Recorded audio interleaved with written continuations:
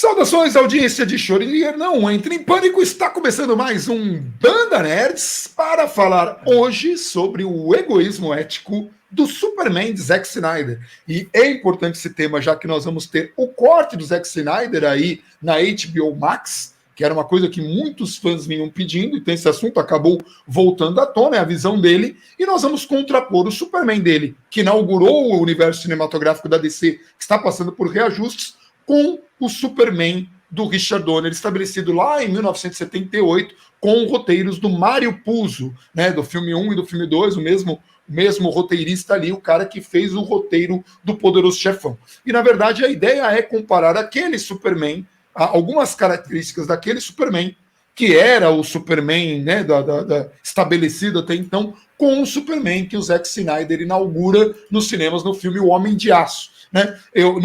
Nós não vamos citar aqui o Brandon Routh, porque na verdade o Brandon Routh foi uma tentativa muito mal feita de releitura do Superman do Christopher Reeve da pior maneira possível, que não vale nem comentário. O cara transformar ele num pai ausente, num cara irresponsável que não avisa a mulher e viaja, é terrível, apesar de tentar emular algumas coisas. Então, falando do filme do Christopher Reeve, que é este Superman aqui, né, o Christopher Reeve e o Marlon Brando. O Marlon Brando era o pai do Superman kryptoniano, né? O Mário Puzo pegou algumas revistas da DC da década de 70, com o editor, pegou as principais revistas e trouxe para o roteiro Superman, que vem para a Terra, como todos sabem, porque o planeta natal dele explode, o pai dele tenta salvá-lo, mandando para a Terra, ele vem para cá e aprende, né, como um garoto adolescente, um garoto do interior do Kansas, que vivia numa cidade chamada Smallville, que aqui no Brasil, para quem é mais velho, foi traduzido como Pequenópolis.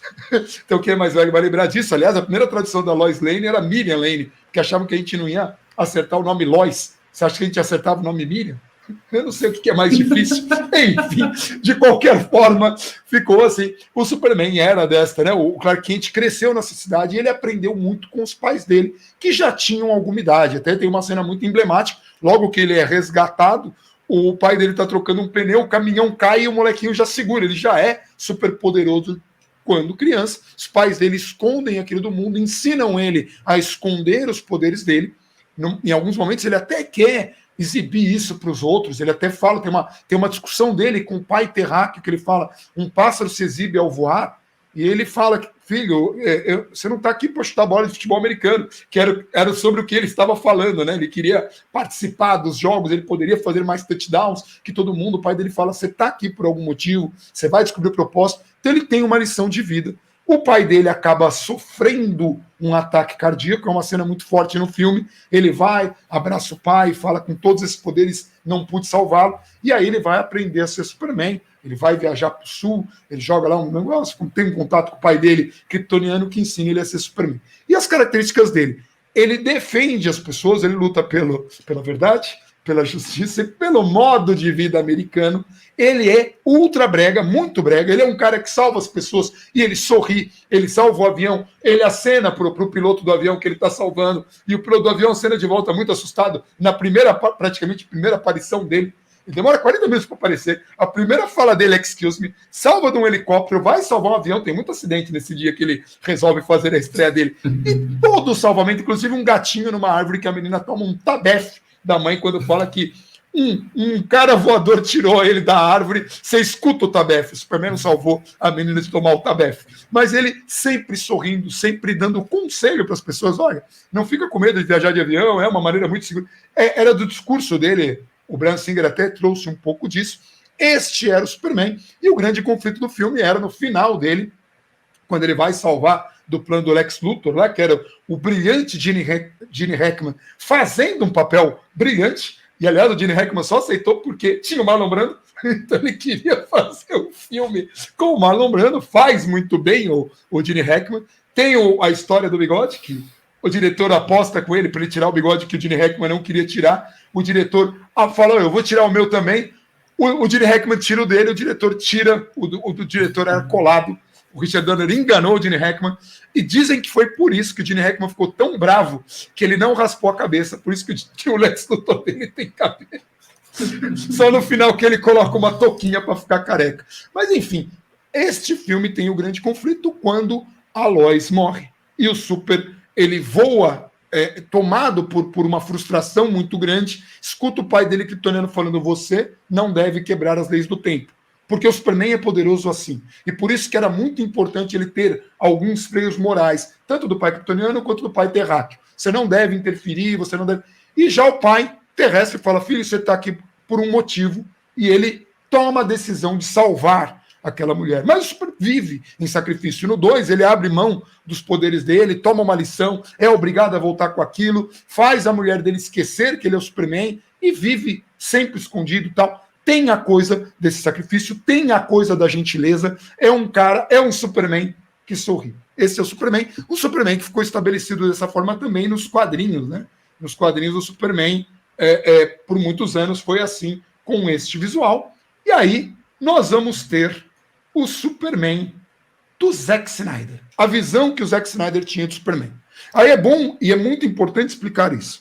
Por conta do fracasso do filme do Bryan Singer e do sucesso do Batman do Nolan, que era um Batman mais sombrio, um Batman diferente, a DC teve a ideia de que talvez a paleta sombria, dark, funcionasse com todos os personagens. E com isso em mente, deu para o Zack Snyder a incumbência de imaginar o Superman e, por consequência, o universo DC como ficou estabelecido. Porque ele fez Superman e fez Batman e Superman. E só não fez a Liga porque teve uma tragédia pessoal na vida dele. E no filme do Superman, ao contrário do que acontece no do Richard Donner, o Superman vem para a Terra, sim, da mesma forma, Krypton explode, ele também é adotado por pais terráqueos, no Kansas, tudo igual. Só que as lições do pai terráqueo são um pouco diferentes. Quando o Superman salva crianças num ônibus, quando pequeno, lá, as crianças vão se afogar, ele fala para o pai dele: salvei crianças. E o pai dele fala: mas eles podiam descobrir quem você era. E ele fala: ué, mas então eu deveria deixá-las morrer? E o pai dele fala: talvez. Tem uma cena que a mãe do Superman fala: eles não te merecem. Parece a Xuxa brigando lá com a Sasha no Twitter. Venha, tesouro, eles não merecem você. É uma coisa muito louca. Como assim? A gente não merece o Superman? Não merece. Ele é muito especial pra gente. Então, assim, tem uma coisa. E o pai do Superman, desta versão do Superman, a morte dele também é muito emblemática. Ele vai salvar o Totó do carro lá por causa de um ciclone. O filho dele tá ali, mas ele faz questão de torce o pé. O Super pode salvar ele, né? O filho dele pode salvar ele. Ele faz um gesto pro filho: não. Melhor preservar a sua identidade. Então, o cara deixa o pai morrer. Acho que por isso que ele é tão amargurado. Porque o filme inteiro do Homem de Aço e depois Batman e Superman é o Super amargurado. Ele vai salvar as pessoas, ele tá sempre com uma cara blasé. Ainda usa esse termo? Existe ainda? Talvez. Sei lá. Mas ele tá sempre com essa expressão fria. Uma grande diferença entre o Superman do Richard Donner e o Superman do Zack Snyder é que o primeiro tá sempre relaxado, né? Sim. Ele tá tranquilo, e o segundo não, o segundo tá tenso o tempo todo. Né? O Clark Kent do Richard Donner é gentil. Ele entra no jornal, ele é atrapalhado, ele se diverte sendo atrapalhado. Você percebe, e várias vezes ele olha para você. Então, chupa House of Cards, tá? Porque o Superman chegou primeiro. Parede, sim. Ele dá aquela olhadinha. Quando a Lois vai ser assaltada, ele, como Clark Kent, atrás com todo medo, ele agarra a bala e finge que desmaiou. Olha a gentileza do cara, ele salva a mulher. Esse tem um momento muito legal nessa cena, né? Porque o cara tá com o revólver apontado para ele faz assim... Ele tira o revólver e fala: vamos conversar. E aí o cara fala: claro, vamos conversar. Ele vira pra Lois e fala: viu, Lois? Ele vai conversar, é só a gente ser gentil. E aí a Lois ataca, ele fica: Lois, o que você tá fazendo? Que o Christopher Reeve mudava a voz, né? Ele mudava a voz do Clark, o Clark dele, do Superman, eram completamente diferentes.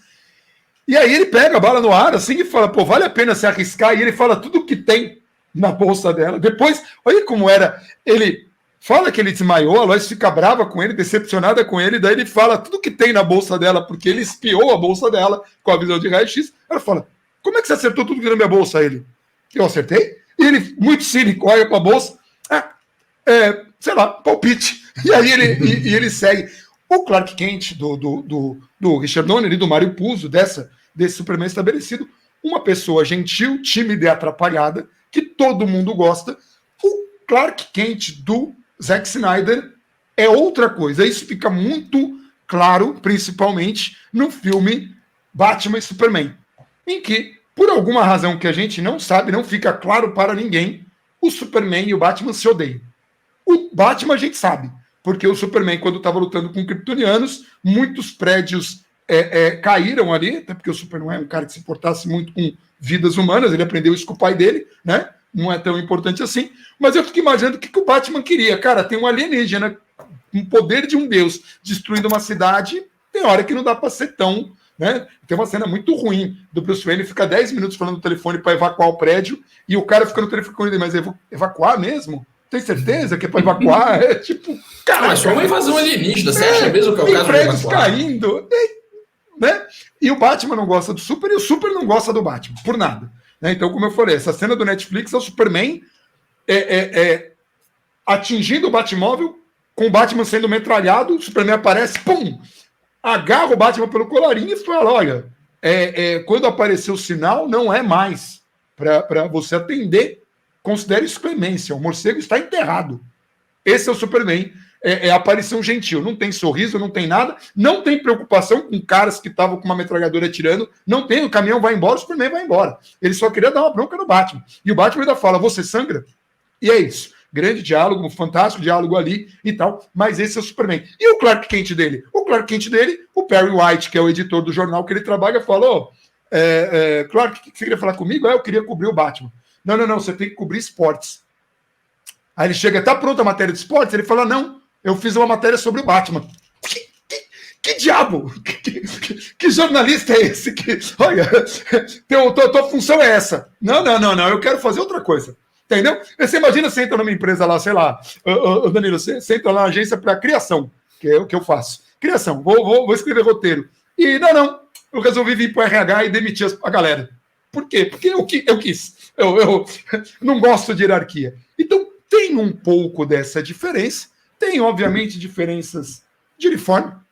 Tá aí o super que vale e o outro que não vale tanto. Vejam o ator, o Henry Cavill, é um grande ator, poderia fazer, não acho que ele tenha como fazer um Superman desse nível aqui, porque o Christopher Reeve é que nem o Robert Downey Jr. como Homem de Ferro, casou muito o Hugh Jackman como Wolverine, vai ser difícil substituir, ou mesmo o Chris Evans como Capitão América, é muito difícil, mas falta um pouco de Capitão América neste Superman aqui. Aí tem um pouquinho dos dois de perto, né? A diferença de um sorrir e o outro não. Você percebe que um até mais humilde, né? Um tá olhando assim, de baixo para cima, doce, e o outro tá... Cara, eu peguei essas fotos porque elas mostram muita diferença de visão desse personagem. E é isso. O primeiro Superman e o segundo Superman, para mim, o segundo é o que vale. E o motivo disso é a visão do Zack Snyder e do egoísmo ético que agora a gente vai discutir. É isso, né, Danilo? É uma tristeza até ver esses dois Superman aqui. Enfim. Não faz muito sentido, né? Mas o que será que aconteceu? O que estava passando na cabeça de Zack Snyder quando ele criou não só o Superman, mas o universo cinematográfico DC meio que como um todo, né? E aí a gente tem que entender um pouquinho a cabeça do Zack Snyder, né? Ele é um cara muito, digamos assim, bocudo, né? Ele se expressa com bastante veemência e ele defende uma determinada corrente filosófica, né? Que chama objetivismo, né? Um dos grandes expoentes do objetivismo uma filósofa russa que fugiu da Rússia comunista para os Estados Unidos. Nos Estados Unidos ela assumiu o nome de Ayn Rand. Zack Snyder já está há mais de uma década tentando transformar um dos livros da Ayn Rand, que chama The Fountainhead, em filme, e ainda não conseguiu. Era para ser, se eu não me engano, era para ser o próximo filme dele logo depois da Liga da Justiça. A Warner ia bancar o filme, só que aí, depois do fracasso do Batman vs Superman e da Liga da Justiça, o filme acabou não indo para frente. O que diz o objetivismo? Né? Uma corrente filosófica, um modo de você encarar a vida. Né? Como toda corrente filosófica, o objetivismo tem uma metafísica, que é qual é a natureza do universo onde a gente vive, uma epistemologia, que é como a gente desvenda qual é a natureza, quais são as ferramentas que você usa para desvendar o universo que a gente vive, e tem um sistema de ética, né? Qual é a forma correta de se viver, dado que o universo, né, dado que a existência tem as características que tem. O sistema ético do objetivismo é o que a Ayn Rand chamava de egoísmo ético, também, às vezes, chamado de egoísmo racional. E o que diz o egoísmo ético? O nome diz tudo, né? Diz que a maneira correta de você viver a sua vida é você cuidar de você e não dos outros, né? É você colocar sempre os seus interesses, a sua felicidade, acima de todo o resto, acima de todos os outros. Essa era a ideia que ela defendia. Então, é um sistema ético anti-altruísta, né? Muito a ideia do altruísmo, a ideia de que a gente deve se sacrificar em prol do bem comum, ou que a gente deve se sacrificar em prol dos outros. Para ela, isso era um comportamento irracional e antiético. Né? O mundo, na visão dela, seria melhor se todo mundo cuidasse da própria vida e as pessoas que não são capazes de cuidar da própria vida não merecem viver, basicamente assim. Né? Elas são menos importantes ou são menos relevantes para o bem-estar da sociedade do que aquelas que são capazes de se cuidar. Essa é a visão do mundo do Zack Snyder. Ele já falou abertamente sobre isso várias vezes, defende essas ideias, e essas ideias estão sempre presentes nos filmes dele, de uma forma ou de outra, né? Ele fez muita adaptação de quadrinhos, né? Isso, você vê isso um pouquinho ali no 300 de Esparta, você vê muito disso no Watchmen, que, aliás, ele vira o Watchmen de ponta cabeça, é esquisitíssimo aquilo. E isso está presente nos filmes da DC também. E isso é muito mais evidente no Superman, porque o Superman, ele é o Superman, digamos assim, clássico, que veio para o cinema nessa versão do Christopher Reeves, que era baseado em todo o trabalho da Era de Prata, etc. Ele é o altruísmo encarnado. Né? Ele é uma pessoa que é literalmente melhor do que todas as outras, mas ele entende que o fato dele ser melhor do que todas as outras significa que ele tem que ajudar as outras pessoas a chegarem ao patamar dele. O Seinfeld falava que ele deveria ter super humor também, que o Seinfeld é um confesso fã de Superman, e tem um dos episódios que ele discute com o Jorge, que ele fala, ele deveria ser um humorista incrível. E por quê? Por que o humor não seria afetado pelo sol, pelos raios amarelos do sol? A caixa do Seinfeld é tão que ele coloca lá o sol amarelo e sol vermelho, que é o ketchup e a mostarda, de tão fã que ele é do personagem. Ele chegou até a fazer propagandas de cartão de crédito com um personagem em desenho. E é divertidíssimas as propagandas do Seinfeld, que toda vez que alguém joga um objeto no Superman, ele faz assim. O objeto cai no chão. Por que você faz isso? Não sei. É o jeito que eu faço. É por isso que eu brinco de estabelecido. Essa ideia do Superman de gentileza, ela está estabelecida. Mesmo em reformulações, né? Eu tenho duas recomendações para fazer. Esse daqui, Alan Moore e Curt Swan, que é o Superman, a despedida do Superman da Era de Prata, que o Alan Moore conseguiu fazer o Superman se colocar no grande dilema dele, se um dia ele matar, ele precisa se aposentar. Isso é muito forte, presente na história, e até na reformulação que o Danilo adora, que é a do John Byrne. Quando o Superman não era tão poderoso, ele ainda era aquele super gentil, aquele super que não é o do Snyder. A primeira encarnação do Superman que eu conheci foi a do Super Amigos, né? Uhum. Que era o desenho animado que passava na TV. Mas quando eu fui ler gibi, foi o do John Byrne. Foi o primeiro Superman que eu li no gibi. Você começou tarde. Eu li Superman da Ebal. Eu li Superman da Ebal, eu vi Superman em preto e branco na Bandeirantes. Eu li a Marvel antes de ler DC, bem antes, inclusive. Eu também leio Marvel há mais tempo, mas eu li Superman na Ebal. Eu li. Né? Eu li. Mas enfim, voltando lá, né? O Zack Snyder tem essa visão de mundo, de que o altruísmo é uma coisa errada e que o certo é você cuidar da própria vida e fodam-se os outros. E isso respinga muito no trabalho dele, na maneira como ele enxerga os personagens. E a hora que ele vai fazer o Superman, isso acaba ficando um pouco incongruente, porque não é da natureza do personagem ir contra o altruísmo, ele é o altruísmo encarnado. Né? Isso perturbou muita gente, né? Muita gente que é fã do personagem, que pode até não ser um ávido leitor de quadrinhos, mas que conhece as várias encarnações do cinema e da TV e do desenho animado, etc, etc. As pessoas ficaram bastante perturbadas com essa versão do Superman que não se importa tão pouco com a vida humana que ele deixa o próprio pai morrer. Meio punk, né? Perto do que a gente está acostumado com... Um que salva gatinhos de árvore. Com o Superman, que salva gatinho de árvore e que está sempre relaxado, que está sempre sorrindo e que entende que o papel dele, mais do que um salvamento pontual físico, né? É um salvamento moral, é ser o exemplo, é ser sempre melhor do que os inimigos que ele enfrenta. Ele salva e fala, espero que você não fique com medo de voar, espero que você não fique com medo de tomar elevador, espero que você não... ele sempre vem dar um conselho para a pessoa sorrir, ele é gentil. Ele é essencialmente gentil. Ele tá lá não só para salvar, mas para dar um exemplo, para fazer da vida daquela pessoa uma vida melhor.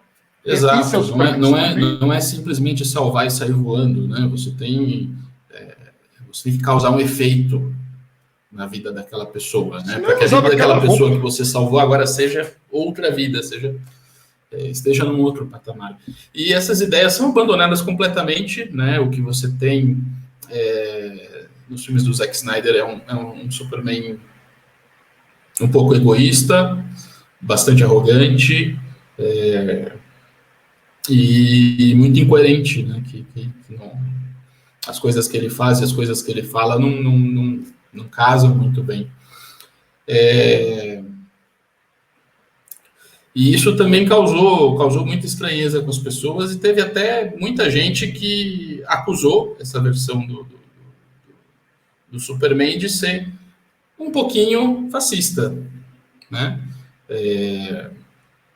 O objetivismo, né, a corrente filosófica da Ayn Rand, que o Zack Snyder subscreve, é muito diferente do fascismo, tem muita coisa que não casa, mas há um elemento em comum, que é essa visão da ética, né? Que é essa visão de que apenas algumas pessoas que são superiores, que têm essa capacidade de cuidar da própria vida, essas pessoas são melhores ou mais importantes ou mais imprescindíveis para a vida em sociedade do que outras que seriam, digamos assim, sanguessugas, né, que só conseguiriam viver se aproveitando daqueles que são melhores do que elas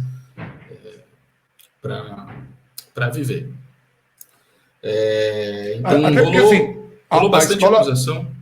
A escola da Ayn Rand estava muito mais para inspirar o libertarismo, anarquismo, depois. Ela era uma super defensora do que se chama, na verdade, de libertarianismo, né? Libertarianismo, que é essa ideia de que nenhum sistema político ou moral ou etc. deve ficar no caminho da sua própria felicidade, né? Sim. Então, governo, nada. Por isso que é essa questão do egoísmo ético, entendeu? A minha primeira preocupação tem que ser sempre cuidar de mim. A minha segunda preocupação tem que ser cuidar das pessoas que eu gosto, e o resto pode se fuder e tá tudo bem. Mas Zack Snyder traz essas coisas muito forte para o universo DC, não só o Superman, mas um pouco que todos os personagens dele encarnam isso. No Batman a gente está acostumado, porque o Batman fascista a Frank Miller já fez nos anos 80 ok, né? Enfim, casa um pouco melhor, tem um pouco mais a ver. Mas o Superman ficou muito esquisito. Superman ficou estranhíssimo. E tem uma coisa que é muito interessante notar também, quando rolou toda a questão do filme da Liga da Justiça, o Zack Snyder largou o filme por conta de uma tragédia familiar, veio o Joss Whedon para terminar, né, para concluir o trabalho, e quando o Joss Whedon pega o Liga da Justiça, ele simplesmente lima todas essas ideias, ele corta fora, ele passa a faca e muda completamente o tom do filme, né?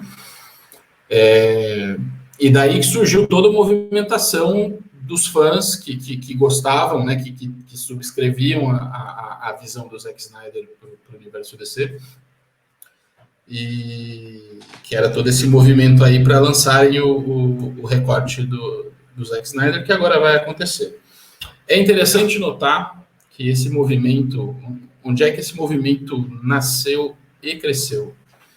Em fóruns de discussão de supremacistas brancos, em fóruns de discussão de neonazistas e em fóruns de discussão do movimento incel. Para quem não sabe, né, o que é um incel? O incel vem da sigla em inglês de celibato involuntário. Então, são homens adultos, virgens, que não conseguem estabelecer um relacionamento saudável com as mulheres, porque eles têm muito medo delas, né? Porque mulheres é uma coisa muito assustadora. Então, elas precisam ser mantidas quietinhas no canto para, né, não ferir os sentimentos desses pobres floquinhos de neve.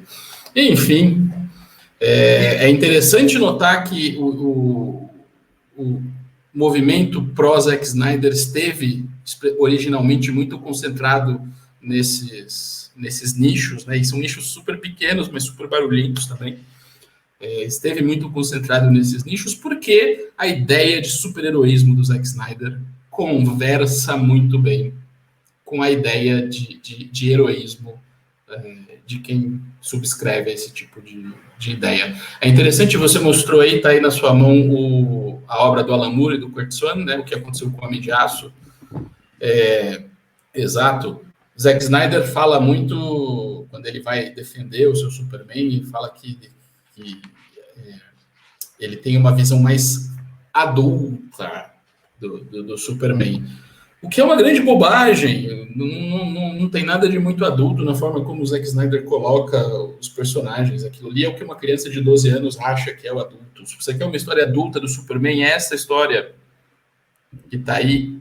Isso sim é uma história adulta do Superman e que mantém as características originais. Tem uma cena aqui dessa história que cara, foi a primeira vez que eu chorei vendo um gibi, porque é muito triste. Enfim, eu não vou falar nada. Mas é uma história adulta, é uma história que compra aquele personagem da Era de Prata, que era um personagem, digamos assim, um pouco aloprado, que tinha os poderes esquisitos e né, não se tinha toda uma preocupação de digamos assim, coerência. Mas o Alan Moore faz isso, ele pega esse personagem, ele mantém todas as características, ele não muda uma vírgula, mas ele faz uma história adulta, onde você tem consequências, as ações têm consequências muito graves e é tudo muito bem amarradinho. Então, não há necessidade de você transformar o Superman num babaca para você contar uma história adulta do Superman. Mas o Zack Snyder não recebeu o recado, né? Não leu morando. Tem uma cena desse quadrinho, que isso não é um spoiler muito, muito alto, que é a Lois está descrevendo uma cena em que ele magnetiza uma parada para puxar, né, uns inimigos, e ela fala, na hora eu pensei, será que não vão levantar os carros da rua? Mas não, ele fez tudo direito, no limite. Então, ele brincava que era um cara que ele conseguia quebrar mesmo as regras. O pai dele ensina ele a subverter as ordens da física. Tanto que eu tenho um entendimento diferente de ele voltando no planeta, não é que a Terra está voltando aqui, é só uma simbologia dele quebrando as leis da coisa, até porque o planeta gira um monte de vezes para trás, não daria muito certo isso. E até uma curiosidade, isso é bem curiosidade mesmo, que o uniforme que o Zack Snyder escolheu, no filme 3, o Superman enfrenta um alter ego malvado dele, que tem este tom, este exato tom que, curiosamente, o Zack Snyder usou. E assim, que fique muito claro para todo mundo que não é todo mundo que se relacionou com aquele Superman fascista ou nazista, ou quem está pedindo o corte. O filme da Liga da Justiça acabou ficando ruim porque ele é um Frankenstein também, né? É um monstro de Frankenstein. É um filme que começou com um cara e foi para o outro, o filme ficou ruim, muita gente ficou frustrada e falou, gostaria de ver aquele filme.